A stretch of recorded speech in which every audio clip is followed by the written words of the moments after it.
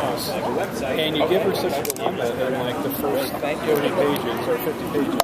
You know, she's a big infidelity, and then you thrust her into this situation. Well, she's a big mistake. Yeah, it's like, you know, how dare you? No, but she is like the most awesome heroine I've come across. Thank you, I appreciate that. Where did she come from? I mean, you know, I love starting in 1945, going to 1750. I mean, I love all that stuff. Oh, thank you very much. Yeah, no, it was actually all her fault. I wrote Outlander for practice to learn how to write a novel, and I said it was the easiest thing that we could do for a practice novel. I said historical fiction. So I started with that idea, chose Scotland 18th century as a result of watching a Doctor Who rerun on public television, and that's where I started. But about the third day of writing, I said, well, I got to have a lot of men in kilts, you know, because of the kilt factor.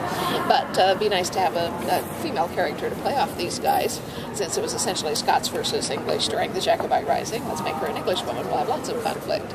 So she walked into a cottage full of Scotsmen. One of them stood up and said, my name's Dougal Mackenzie, and who might you be? And without my stopping to think, I just typed, my name's Claire Elizabeth Beecham, and who the hell are you? And I said, you don't sound at all like an 18th century person.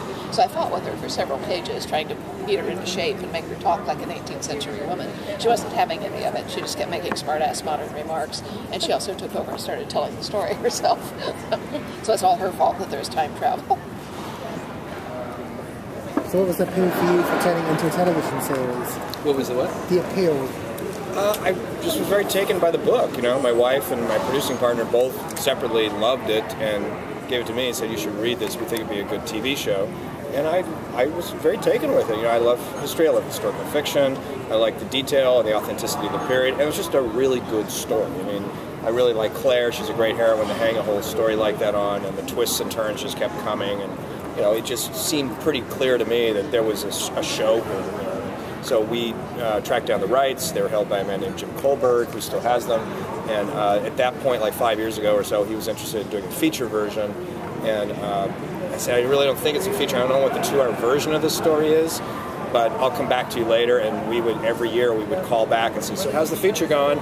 He'd say, well, we're getting there. I said, okay. And then a year would go by. Last year, he finally said, maybe it is a TV show. I said, yes, it is. And so I called Sony Televisions, put the deal together, and then we took it out and pitched it, and Starz snapped it up. So it was great. And how involved are you in the adaptation? Oh, well, let's see.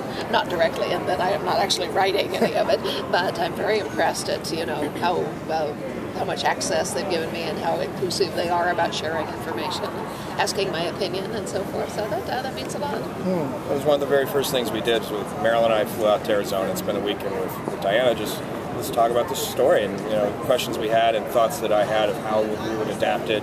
Here's where I think we would vary. Here's where I think we wouldn't, and sort of conceptually how does that work for you? Because it was just important to me. I wanted to have a good relationship with the author of the material going forward. I didn't want it to be one of those shows where, yeah, we bought the book and the author's out there in some place. It's like there's a fan base here. There are people who love this book. This is a special book to a lot of people. It's their favorite book that sits up on that shelf with the dog-eared pages. And I wanted to do something that those people are going to be excited about, that they'll really enjoy. So it felt important to have a good, strong relationship with the author. What is your fascination with blending history with science fiction? Oh, well, it was strictly an accident. As I said, I started out to write straightforward historical fiction, and then it became obvious that Clara was not an 18th century person. And I said, well, it doesn't matter what bizarre thing I do, no one's ever going to see this book. And so I said, fine, be modern, I'll figure out how you got there later. And that being so, the next question was, where did you come from, and how did you get there? And, you know, those kind of work themselves out in the writing. I don't write with an outline, and I don't write in a straight line. I work in pieces where I can see things happening. So, you know, those kind of questions can kind of wait till it pops up. But I like the details, like in 1940, you know, those things that you mentioned in 1945, you know, down to, you know, the lavatories and the, you know, the bedrooms and everything like that, and it's like, and then go back to, you know, 1730, and it's the same thing, the language. Yeah. How much research did you have to do on this? Oh, I do an immense amount of research, but I do the research concurrently with the writing, because I knew a lot of people who wrote wrote historical fiction. Basically what they do is do 10 years of research, and then they say, well, I don't know enough to begin writing yet. And I said, you know, the point here is not to know everything about Scotland in the 18th century, is to learn how to write a novel. So I said I'm going to begin writing immediately and do the research. And, you know, if I write something and later discover that it's wrong, I'll change it. You know, it's where it's on the page, not a problem. So that's what I've always done. I find the research and the writing kind of feed off each other.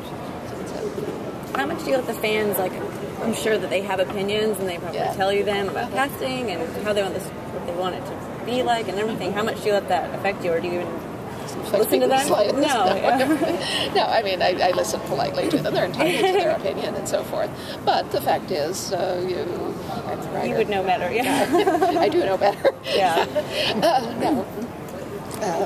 Yeah, you just can't. If you have more than one reader, you can't write for the readers because they're all going to want something different and so forth. That big. So if you have 25 million readers, you'll forget it.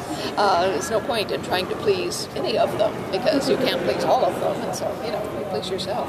When you were writing it, did you picture what the characters obviously would look like? Oh, yeah, I could see them. Were you involved in the casting process with the show too? Well, to the extent that once they found someone that they thought was the perfect Jamie and Claire, they did send me the audition tapes, and I was very impressed, you know, and luckily I agreed with them. I said, yeah, that's great. Yeah. So what stage is the show at the moment? We just finished first week of shooting.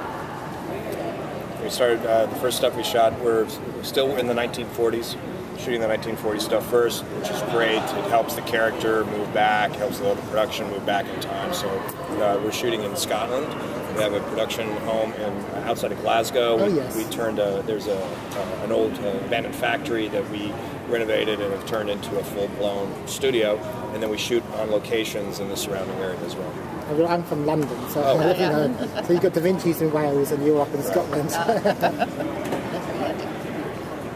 Are you on location? Are you going to the show? I will be next month, yeah. Well, that's fun. Yeah, it'll be very exciting. Looking forward to it. Was this the first time you were approached? And this is an amazingly popular series, and it's very visual. Oh, yeah. Had you been approached to do it? Oh, yeah, repeatedly, 2 or 3 times a month for the last 23 years. But you want to be very careful who you do options with, because there's a severe risk that at some point they will actually get the financing and the deal will go through. So you want to do options only with people that you more or less trust, you know, to understand and respect the material. We have done options only 4 times in the last 23 years, and finally one worked. Why did this particular deal really occur to you that you went forward? Well, this was a complex evolution. The last option that we did was with a guy named Jim Kohlberg, who in fact he does now own the rights, but he wanted to do a feature film. But, you know, I like Jim. He'd read the books 4 times before talking to me, called up to tell me he thought he was channeling Murtaugh in the middle of the conversation. And, you know, he was working very hard at it. He had several very respectable screenwriters try scripts. None of them worked. It's just impossible to do that book as a 2-hour movie. And eventually he came to the same conclusion. Now, meanwhile, Ron had been attracted to the material and was kind of keeping an eye on it, waiting for the time to be ripe, and finally it was. When are you aiming to air? Next summer. I don't think they've set a date, but it's next summer. And how many episodes? 16. 16, and that'll take us through the first book. When you're breaking the book down into episodes, when you know something works in a book, doesn't necessarily transition over film. How much do you vary? Yeah. You know, it really depends. We always start with the book version of everything, and it kind of that's our mandate going forward. When we sold it to Starz, Chris Albrecht was the head of Starz, read the book himself, which is remarkable, and then he came back to me and he said, "You know what?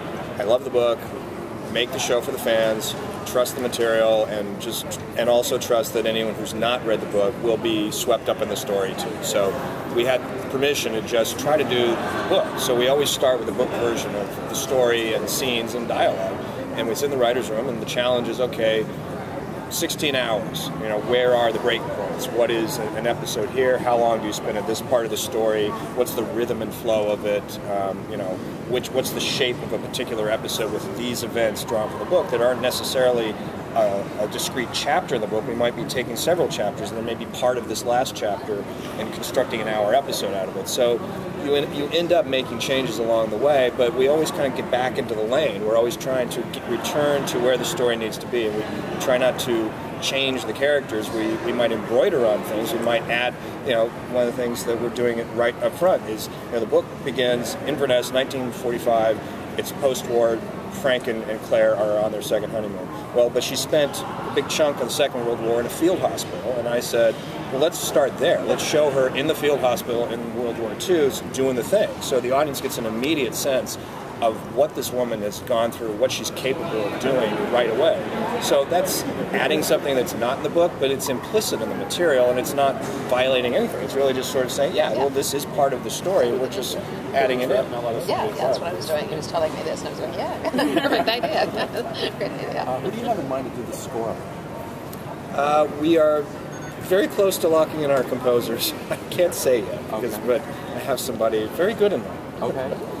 Someone I'm familiar with. You can't share that name? No. Okay. Well, she will hit me if I do. Hopefully soon. Most of the actors seem to be Scottish or English? It's a mixture. Katrina is Irish. Sam is Scottish. Graham is English. And Gary is Scottish. Yeah. And Tobias is English. I've run out of the cast. Yes, there's a mixture. Yeah, I think Murtaugh is... Murtaugh is Scottish. He's Irish. Oh, he's Irish. Yeah. All I know is they all sit in Gaelic classes. We have a little schoolroom, and they literally have to learn to speak Gaelic, and they're given language lessons, because we're going to play Gaelic in the show. There'll be big chunks of dialogue that are just in Gaelic and won't be subtitled, so they have to learn how to speak this language. So. I said, will be subtitles. Will not. Yeah, because the story is told from Claire's point of view, and to her it's a foreign language, so I'm just going to play it that way. Cool. Thank you so much. Thank you. Thank you so much. Thank you.